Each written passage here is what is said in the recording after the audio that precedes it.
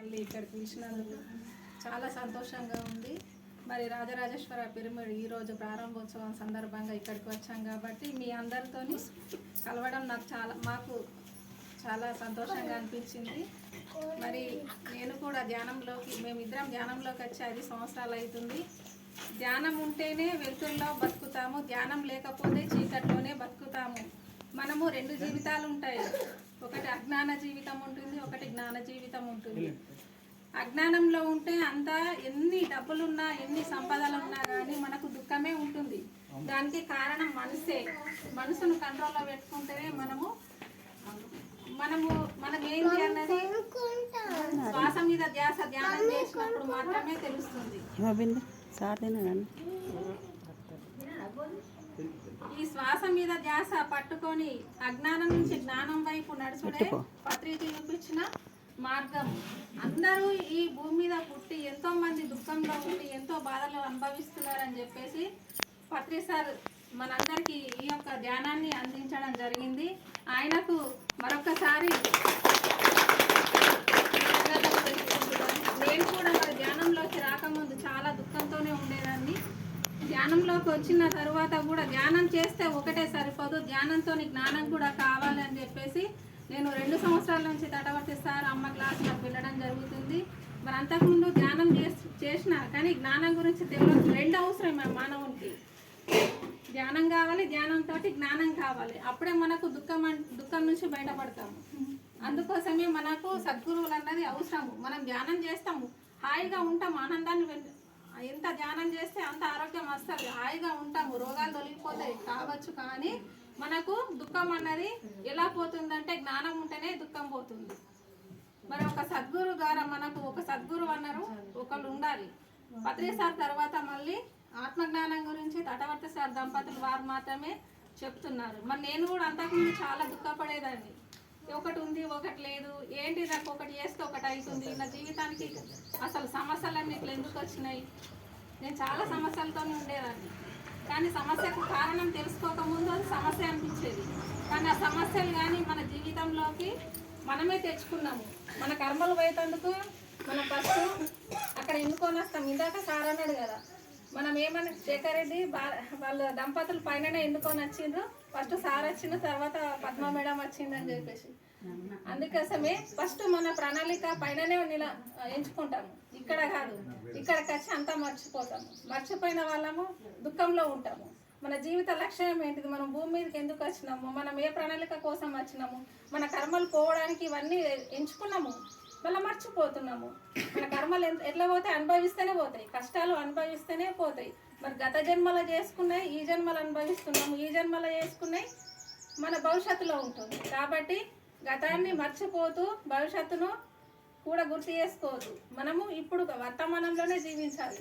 వర్తమానంలో జీవిస్తూ ఎప్పుడు ఆనందాన్ని, ఏ కష్టమైనా దాన్ని సమానంగానే చూడాలి, ఆనందమైనా సమానంగానే చూడాలి. అంతా నా మంచికి అన్నట్టు జీవించాలి. ఎప్పుడైతే అంతా నా మంచికని జీవిస్తామో అప్పుడు మనకు ఏది దుఃఖం అనిపించదు, అన్ని బాధలు ఏది బాధగా అనిపించదు. అందుకోసమే ఎప్పుడు వర్తమానంలో జీవించాలి. ధ్యానం నివారణ, సకలకారిణి, ధ్యానం సత్యం చేస్తే అన్నీ వస్తాయి. మనలో మార్చుకుంటే అన్నీ వస్తాయి.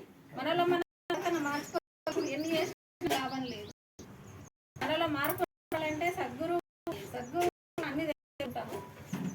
పుస్తకాలు చదవాలి, పుస్తకాలు చదవని వాళ్ళు వీడియోలు వినాలి. వీడియోలు వింటే పత్రి సారి కానీ తటవర్తి సారి కానీ లక్ష్మమ్మాయి కానీ ఆత్మజ్ఞానం గురించి ఎప్పుడు అసలు మన మానవులము భూమి మీదకి ఎందుకు వచ్చినాము, మన ప్రణాళిక ప్రకారమే వచ్చినాము, మన కర్మలు పోతందుకే వచ్చినాము. మళ్ళీ భగవంతుడిని తెలుసుకోవడానికి భూమి మీదకి వచ్చినాము. మాయలో పడేస్తాడు ఇవన్నీ, సృష్టికర్త ఇవన్నీ మన కళ్ళ ముందట ఇవన్నీ చూపిస్తున్నాడు. కానీ ఆయన చేసి భగవంతుని ఎప్పుడైతే శ్వాస మీద ధ్యాస పట్టుకుంటామో అప్పుడు మనము అన్నీ మర్చిపోతాము. ఎప్పుడైతే మనము శ్వాస మీద ధ్యానం చేసి మనము భగవంతుని ఇందాక సారి చెప్పింది కదా, భగవంతుని పట్టుకుంటామో మనకు లోపల నుంచి మనకు మనశ్శాంతి అన్నది వస్తుంది, ఆనందం అన్నది వస్తుంది. ఆనందం ఎక్కడ లోపల ఉంది. ఆనందం అంటే ఎవరు, భగవంతుడే.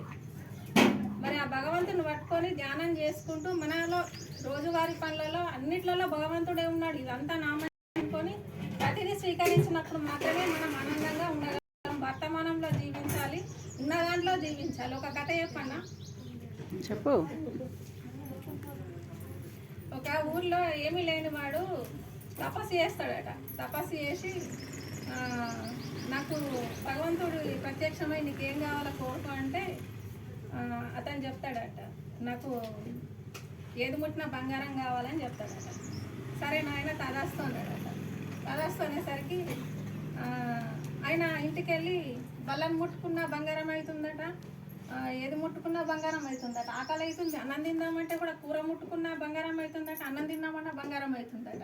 అంటే మన మనుషుల కోరికలకు అద్దు అన్నది ఉండాలి, భగవంతుడు ఇచ్చే తృప్తి అన్నది ఉండాలి. నువ్వు కోరుకున్నావు, భగవంతుడిని తపస్సు చేసి కోరుకున్నావు ఏది ముట్టినా నాకు బంగారం కావాలని. మరి అది అన్నం బంగారం ముడితే అన్నం అవుతుందా? అన్నం ముట్టినా బంగారం అవుతుంది, తినేది కూడా బంగారం అయితే ఏం చేస్తాడు? కడుపుకు లేనిది. మళ్ళా తపస్సు చేసి ఏం చేసిండు? అద్దు నాకు ఈ కోరిక అద్దు, ఈ బంగారం అద్దు, నాకు ముందటి జీవితమే కావాలని చెప్పేసి మళ్ళీ తపస్సు చేసి భగవంతుడు నాకు మళ్ళీ ముందు జీవితమే కావాలా, నేను ఎట్లయినా బతకగలుగుతాను, కానీ ఏది ముట్టిన బంగారం అయితే తినేది కూడా తినలేకపోతున్నానని ప్రాధాన్యపడ్డాడట.